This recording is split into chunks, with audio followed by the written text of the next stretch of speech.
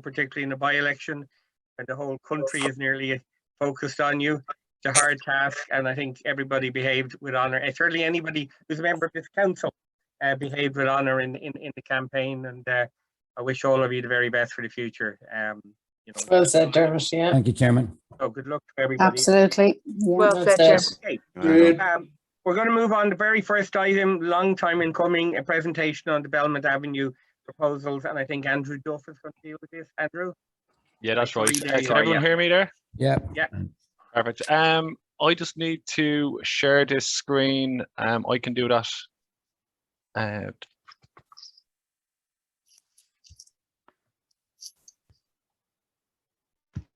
Okay, can everybody see the presentation there?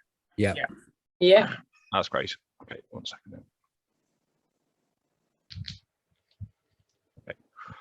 Okay, so good afternoon, Chair and elected councillors. I'm just a brief presentation on proposed measures for Belmont Avenue, and it's just a follow-up to a presentation that I made on the 8th of March this year, actually, to the Southeast Area Committee meeting.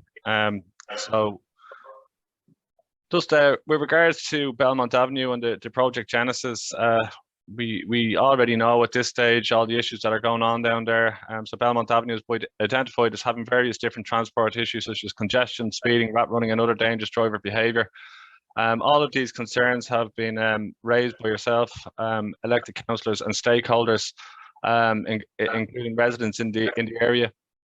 Dublin City Council has worked with external consultants to explore potential solutions. These potential solutions were presented to elected councillors at the Southeast Area Committee meeting, which I mentioned earlier on, which was on the 8th of March 2021.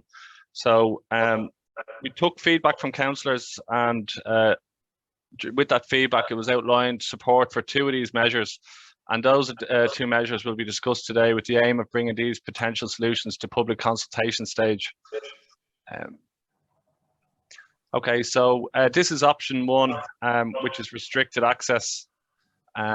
So we have, So what we have here is basically restricted access from Sanford Road for vehicular access while maintaining access for pedestrians and cyclists. So I just have to draw and just illustrate that here. So basically cars will be able to, and other vehicles will be able to come up Belmont Avenue. They'll be able to exit onto Sanford Road. However, vice versa will not work for them. They will not be allowed any longer to go from Sanford Road onto Belmont Avenue. So effectively what you kind of have here is a one-way system between Belmont Gardens and Sanford Road. That'll be effectively a one-way system there. However, the majority of the road will be still maintained as a two-way road there. Yeah, as I said, the majority of the street, although that small section there will be one way, the majority will remain a two-way street there. So we're going to have proposed measures to promote cycling and pedestrian use while still allowing access from emergency vehicles where necessary. So although no vehicles will be able to turn from Sanford Road onto Belmont Avenue, we still will be able to access for cyclists and pedestrians. Belmont Avenue will also have additional 30km/h speed signage installed there. Car parking will be retained as it is currently. And also there's a zebra crossing on Belmont Avenue, and that will be upgraded as part of this project. So the other option then that was put forward and was favoured in feedback was filtered permeability.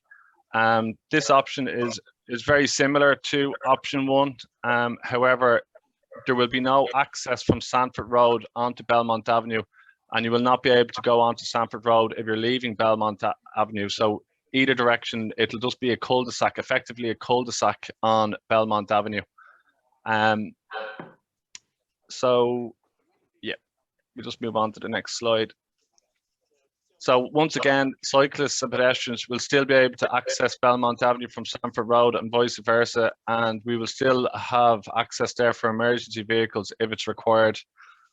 Similar to option 1, 30km speed limit signage will be installed. Once again, the existing car parking will be retained.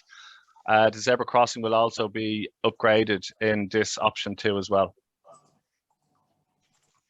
So what we're going to be doing is a copy of the drawings that you've just seen will be sent on to each of the councillors, and all the associated information outlining the two options. There's also a proposed questionnaire for public consultation that will be sent out to you as well, along with an email address to return any feedback that you may have on these two options. We would ask you all, with any of the feedback you may have, to send it in to us by Friday the 16th of July. What we plan to do then is a 6-week public consultation period, which will take place from July 21 on to August 21.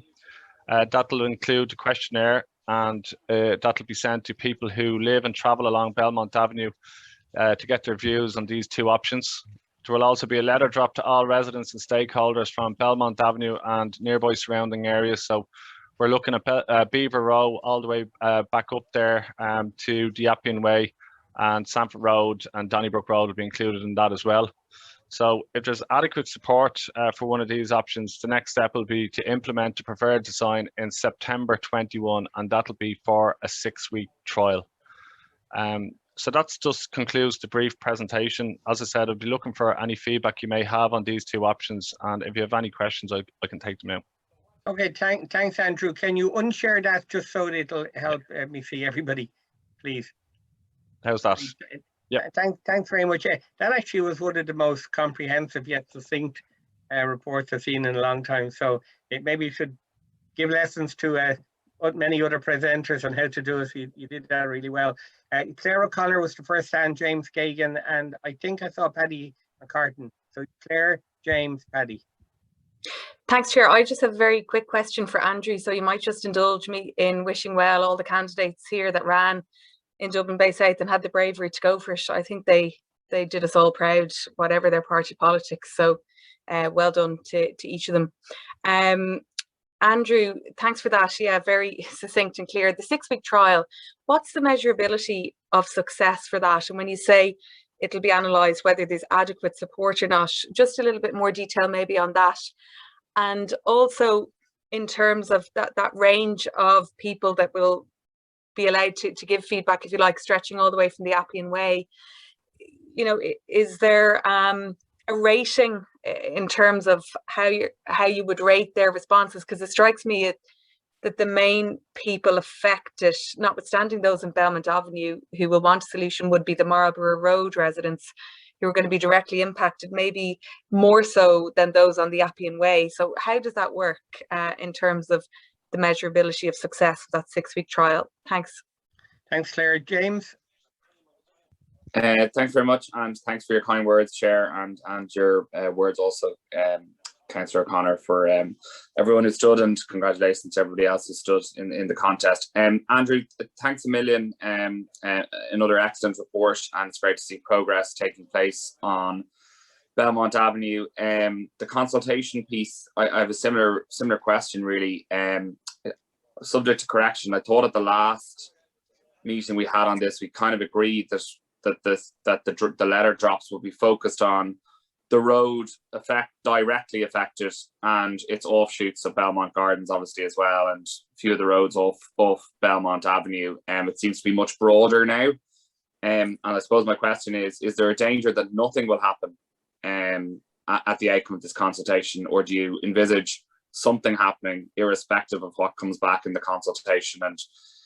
And sort of similar to Claire's question, you know, how are you going to benchmark, I suppose, the clear and obvious dangers and risks that you've already identified in Belmont Avenue versus concerns that may arise in other roads that don't have those same safety risks? Thanks. Thanks, James. Paddy? Thanks, Chair, and my same congratulations to all those who put their names forward. Yeah. Sorry. You're okay, Paddy. Something came in there. Yeah, you're fine. To all those candidates. Thanks, Andrew, for that presentation. When we first looked at it, there were 6 options, and it was obviously the filtered permeability, and the other one then the cul-de-sac. The cul-de-sac, are you actually going to put cul-de-sac on the questionnaire? Because I think it's important the way the options are put before residents, because cul-de-sac is pretty dramatic, it's pretty stark, And I think when people saw it the last time, they maybe recoiled a little bit. In terms of the roads that affected, and of course Mount Eden Road and Donnybrook Manor have to be included, but I'm wondering about the necessity to go as far as Beaver Row, because you're bringing in extraneous comments there. It is basically, from the time we started this, Dermot and I think got involved with this at an early stage. It was the impact as it affects the residents on Belmont Avenue and the off roads, with obvious consequences then for Sanford Road. But if you widen it if you widen the scope too far, I think we may end up, you could end up with a problem. The consultation then, will residents be asked to make a choice of one or two or none of the above? I'd just like a little bit more detail on that, because we've had questionnaires on issues before, like the Sandymount cycle route, and we all saw where that ended up, because if you have too many people coming in with views from all over, you get an imbalanced overall view. So thanks, Andrew, for your work so far. Thanks, Paddy. Mannix? You're muted, Mannix. Thanks very much, Chairman, and thank you very much, colleagues, for your kind remarks in relation to the recent campaign for the by-election. It was certainly an interesting contest, but thank you very much indeed, and it's great to be back here. Yeah, I mean, I think that, you know, this is a very strong presentation, you know. My feeling about this is that it can be very confusing when you pass it out to the public, particularly the wider public. And we do know, certainly from Strand Road, that you can end up with a situation where people can actually say yes to these things on multiple levels, and you don't know where that is coming from, and then it can skew the actual outcome. And I think we need to be very careful, Chairman, of the science around this and how these public consultations and online surveys are conducted. I'd also ask that the legislation, and I know this has been initiated by residents and by councillors, that the legislation underpinning this particular initiative be accompanied all the documentation, and also the powers that the councillors have to actually agree or disagree or completely close it down. It's very, very important, as I said, that we get, I think, the city streets right. And if we get these city streets wrong, I think it can end up with a catastrophic situation on other roads, with traffic building up and everybody being frustrated.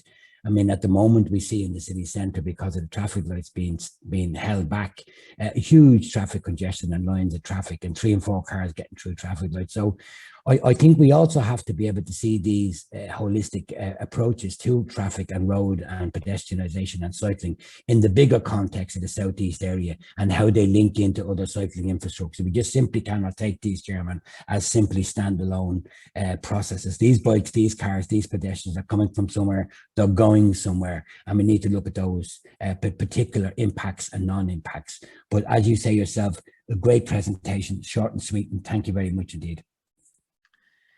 Thank you. If nobody else, I'll just come in myself. Thanks again for the report, Andrew. Agree with a lot of the comments people have made. I think there has to be some degree of weighting for the people who are directly affected. How you do that, I'm not too sure, but I'm sure that's within your scope. Funnily enough, I disagree with, I think, with Councillor McCartan in relation to Beaver Row. Of all the roads that are likely to be impacted on, Beaver Row is the one that has the most potential for being seriously impacted if we don't get this right, because it is so narrow already. I reckon there will be proposals to have that made a one-way street, you know, some stage down the road. So I would include it. I have one question and one concern. The question just relates to how the emergency vehicles will access via Sanford Road. And can you just clarify exactly, you know, if a car was coming out of Belmont Gardens, how would it get to Donnybrook, say to Donnybrook Fair Shop, and say, just might outline that roughly. And I would ask that the consultation period would be extended for 2 weeks into September. It's just the July and the August period or holiday period, people are away, letters will come in, they may be misled. That 2 week extra, I think, would allow for nobody being able to complain they weren't able to fill it in time. But otherwise, just sincere thanks for, I think, a good report. If nobody else wants to come in, I'll get Andrew to come back. Is that okay with everybody? Okay, Andrew, over to you. Okay, I'll just try and answer whatever questions have been raised, and anything that I can't answer here, I'll get back to you individually with an email response on that, if that's okay. Yeah. So just for Councillor O'Connor, I'm not quite clear, sorry, just you were asking in regards to the 6-week trial and how will support be gauged. I would be kind of looking to, obviously at the end of the 6-week trial, we'd be looking to get more feedback from residents in the area, yourselves, and obviously then as well, an engineer would be sent down to evaluate the effectiveness of the trial over that period. Was there anything else there, Councillor O'Connor, just regarding that, or no? Not that's fine. Okay. I Thanks, Andrew. Yeah, no worries. Just regards to the questionnaire. I think Councillor Gagan was asking about the questionnaire. So the questionnaire was handed over to the external consultants to design. Now, they'd have great experience in that, and they would have done that previously. So I'd imagine with a lot of these questionnaires, and what I imagine will be the case here, now this will be sent on to you to take a look at as well, and we'll be looking for your feedback on it. But imagine what's going to happen here is that questionnaire will be weighted. So I'm not quite sure of how that's done, but obviously if you're living directly on Belmont Avenue as opposed to living, you know, further afield, that may obviously have an impact on the overall results when it's been tabulated. I think some people had kind of concerns about how far we are going away from Belmont Avenue to give people an opinion, but I personally think, and I think it would be our view, that we want to give everyone that's going to be anyway directly affected by this a chance to voice their opinion, and we just don't want to be criticised at a later stage saying that we didn't give everyone an opportunity to speak up who may be affected by any measures that are put on Belmont Avenue. But like I said, in the questionnaire, when this is put to public consultation, we would see that all the feedback that we get with regards to that questionnaire would be weighted. Councillor McCartan, I think that may have answered Councillor McCartan's question as well regarding the questionnaire. And then finally, with regards to Councillor Mannix Flynn, basically what we want to do here and with yourselves is we just want to get support from residents and councillors, because I think that if we don't have full support on this going forward, it's just simply not going to work. Similar to Pigeon House Road, which was a scheme that I previously worked on last year, the support that we got was immense, and you can see that the effect that has had on residents down in Pigeon House Road has been, you know, it's been fabulous, and the reports that we get back down there, it has been a complete game changer. So the same as here, what we're looking to do is we're looking to work with both councillors and residents down here to gain full support to go forward with this. But like I said, if we don't get that support, then it's just simply not going to work.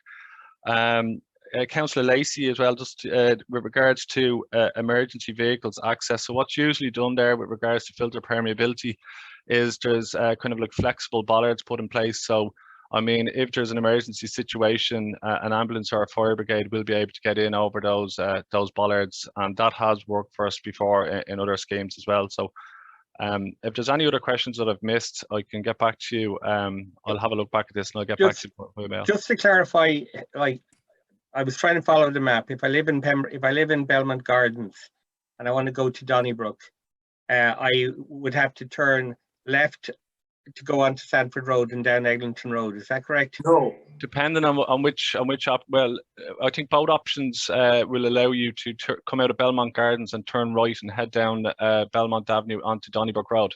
Oh, sorry. Yes. Okay. Have that. And then the final question was, can it be extended for just 2 more weeks into September to enable? Definitely take that feedback on board, and if you can get back to us with that as well. But I'll make a note of that now. I think that's probably a wise idea as well, that could be done. Yeah. Yeah. Okay. Thanks very much, Andrew. Anybody got any questions? Just one question. Yeah, and I'll let Deirdre in then. Paddy? On the issue of the very successful Pigeon House Road, the way that's worked out, was there any impact on surrounding traffic? Was there any negative aspect to restrictions on Pigeon House Road that impacted in other areas? The feedback that we've gotten from residents in the area that apart from a minor inconvenience for some people that wanted to gain access out onto the Seanmore Road roundabout, everyone was quite pleased with the way the scheme has run, and it's been a big improvement for people's lives down in the area. Okay, yeah. So the trade-off for that small inconvenience is it's just not comparable. Excellent. Thank you. Thanks, Paddy. Councillor Conroy, Deirdre. Thank you, Chair, and thanks, Andrew. Just to let you know, I was trying to get the link through and I missed most of the presentation, so I can't ask the questions on behalf of people in my area, but I will look it up when the webinar comes. Yeah. Any questions? You can email anything into Andrew and they'll answer it, okay? Okay, thank you. Okay, Andrew, thanks very much. I'm going to Thank move you on very much. quickly. Thank you. Thanks very much and good luck. I'm going to move on to the video of My Home is Crooked.